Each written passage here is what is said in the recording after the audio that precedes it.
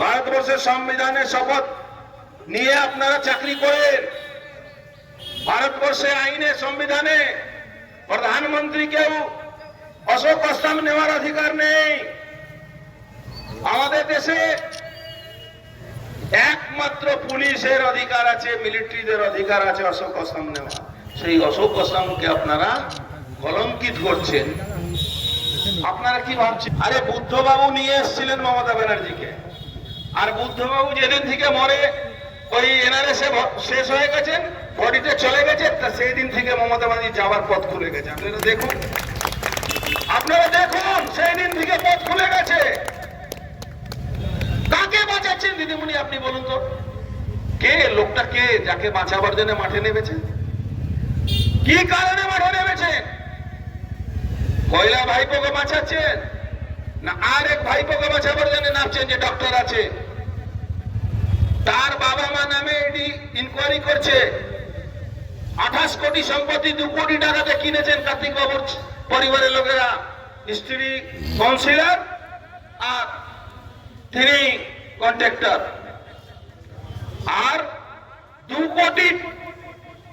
28 কোটি সম্পত্তি, 28 কোটি টাকা সম্পত্তি, যেটা আপনার সরকার ধার্য করেছে। আপনার সরকারকে ট্যাক্স না দিয়ে 28 কোটি টাকা, 26 কোটি টাকা ফাঁকি দিয়েছে, কর ফাঁকি দিয়েছে, রেজিস্ট্রি টাকা। সেটা ইডি ইনকোয়ারি চলছে।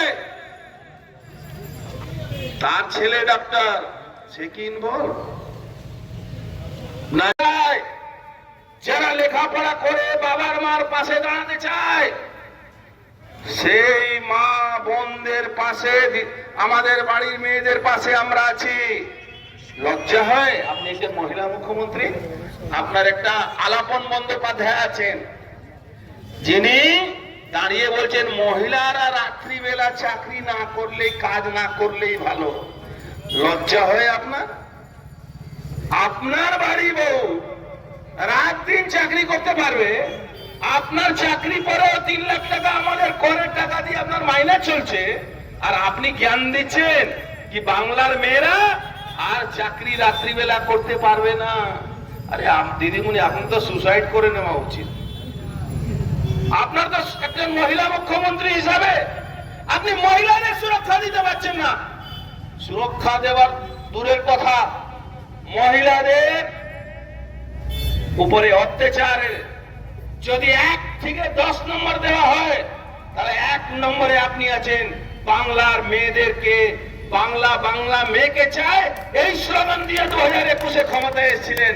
আজকে বাংলার মেয়ে কে, বাঙালিদেরকে বাঁচাবার জন্য মাঠে নামতে হবে, নালে বাংলার মেয়ে এই মমতা ব্যানার্জি থাকতে দেবে না, মমতা ব্যানার্জি বাঁচতে দেবে না। এই মমতা ব্যানার্জির উপরে বাংলার মেয়ে বিশ্বাস করলে বাংলার মেয়েরা বাঁচতে পারবে না। বাংলায় দরকার আছে যেরকম এমন একটা আন্দোলন গড়ে তোলা, এমন একটা আন্দোলন। বাংলা খবর, আপনার রাজনীতি, আপনার আওয়াজ।